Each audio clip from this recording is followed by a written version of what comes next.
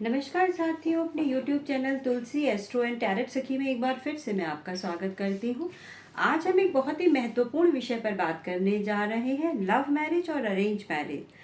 आज की युवा पीढ़ी के मन में हमेशा ही ये प्रश्न रहता है कि या फिर जो वो लोग जो विवाह के लायक हैं वो हमेशा ही ये सोचते हैं कि उनकी लव मैरिज होगी या अरेंज मैरिज होगी, या फिर ऑलरेडी जो लोग लव में हैं वो भी यही सोचते हैं कि क्या उनका जो प्रेम है वो विवाह तक पहुंचेगा या फिर ये ऐसे ही अधूरा रह जाएगा। तो कुंडली के हिसाब से आज हम ये जानने का प्रयास करेंगे कि आपकी कुंडली में ऐसे कोई योग हैं जो लव मैरिज की तरफ इशारा कर रहे हैं, कि आपकी जो लव मैरिज है वो विवाह में या मैरिज में कन्वर्ट हो भी पाएगी, या बस यूं ही आप यही ख्वाब देखते रह जाएंगे कि आप प्रेम कर रहे हैं तो एक ना एक दिन आपका जो प्रेम है, आपका जो लव है वो मैरिज में कन्वर्ट हो जाएगा। क्योंकि ये ज़रूरी तो नहीं है कि यदि आप प्यार कर रहे हैं, प्रेम में है, लव में है, तो फिर आपका जो लव है वो लव मैरिज में कन्वर्ट हो ही जाए। तो इसके लिए हमें कुंडली में बहुत सारे योगों को देखना पड़ेगा। ऐसे बहुत सारे योग हैं जिनके आधार पर हम ये जान सकते हैं कि ये आपका जो लव है वो लव मैरिज में कन्वर्ट हो भी पाएगा या नहीं, या फिर लव मैरिज होते होते भी रह जाएगी। क्या कुछ ऐसा तो नहीं होगा कि सब कुछ ठीक होने के बाद भी कुछ ऐसा हो जाए कि आपकी जो लव मैरिज है वो मैरिज में कन्वर्ट ही ना हो पाए, आपका जो लव है वो आपकी मैरिज में कन्वर्ट ही ना हो पाए। तो आइए कुंडली में इसी तरह के योगों को तलाशते हैं और देखते हैं कि आपकी कुंडली में लव मैरिज के योग हैं भी या नहीं हैं। किसी भी लगन की कुंडली हो, मेष से लेकर मीन तक, उन सभी कुंडलियों में कुंडली का पांचवा भाव देखा जाता है और सातवां भाव देखा जाता है। जो पांचवा भाव है वो आपके लव का है, आपकी फ्रेंडशिप, आपकी दोस्ती का है, आपके प्यार का है। और जो सातवां घर है वो आपके विवाह का है, आपके जीवन साथी का है।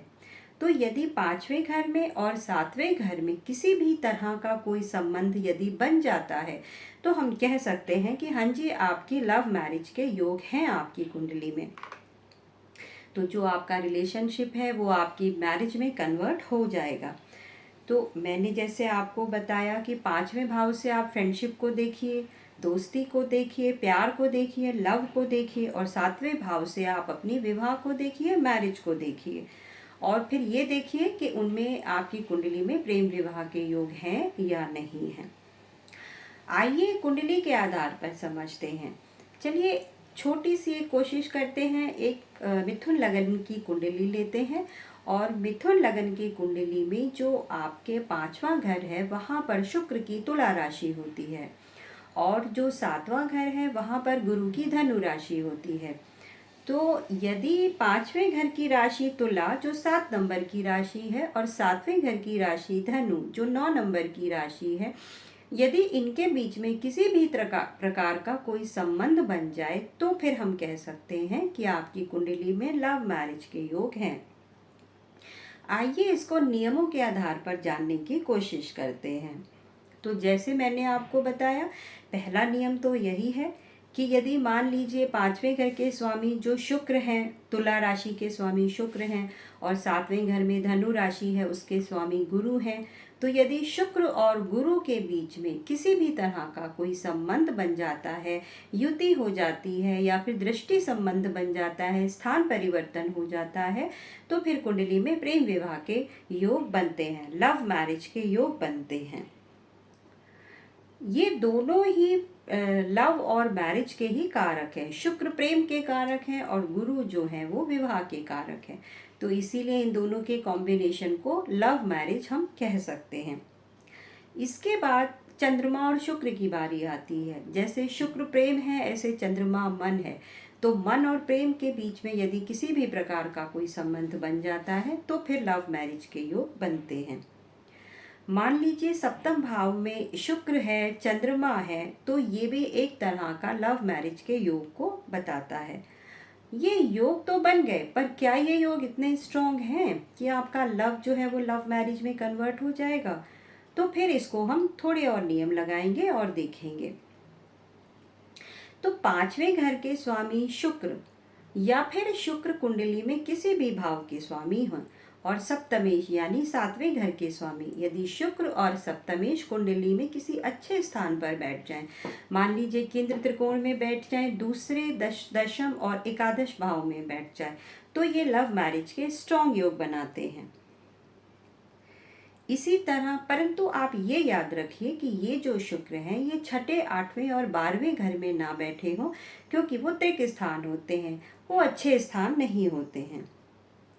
यदि पंचम भाव का स्वामी सप्तम घर में जाकर बैठ जाए और सप्तम घर का स्वामी यदि पंचम घर में जाकर बैठ जाए, तो ये हो गया स्थान परिवर्तन।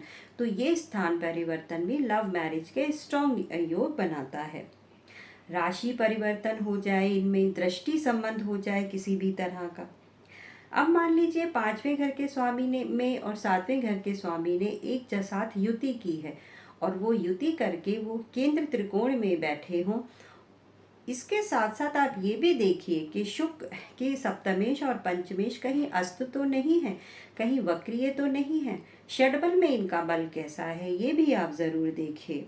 और इनकी जो युति है वो यदि केंद्र में बन रही हो, त्रिकोण में बन रही हो, दूसरे दशम या फिर 11वें भाव में बन रही हो, तो फिर ये युति बहुत अच्छी होगी। आपकी कुंडली में लव मैरिज के स्ट्रॉन्ग योग बन जाएंगे।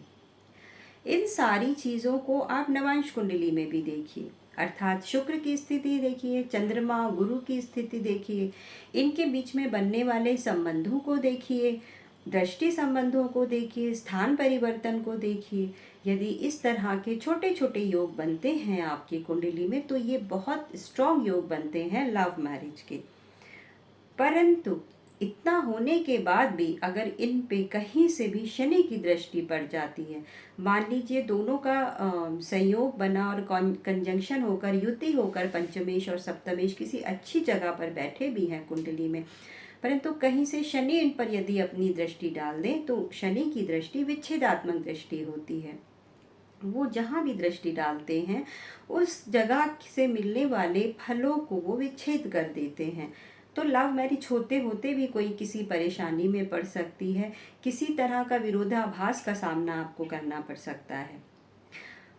तो ये सब चीज़ें देखने के बाद भी मैं आपको यही सलाह दूंगी कि यदि आपको इस बारे में और अच्छी तरह से जानना है, तो फिर आप अपनी पूरी कुंडली का विश्लेषण कराइए, क्योंकि एक या दो बातों के ऊपर किसी को नहीं बताया जा सकता कि उनकी कुंडली में प्रेम विवाह के, लव मैरिज के योग हैं या नहीं हैं। आपकी कुंडली का अच्छी तरह से विश्लेषण करने के बाद ही कोई आपको बता सकता है कि आपका जो प्रेम है वो विवाह में परिवर्तन हो पाएगा या नहीं हो पाएगा, या फिर ये सिर्फ एक सपना ही बनकर रह जाएगा। तो साथियों, आज की वीडियो में बस इतना ही। अगर आपको मेरी वीडियो अच्छी लगी हो तो लाइक कीजिए, शेयर कीजिए और प्लीज़ चैनल को सब्सक्राइब कर दीजिएगा। आशा करती हूँ आपका दिन शुभ रहे। नमस्कार।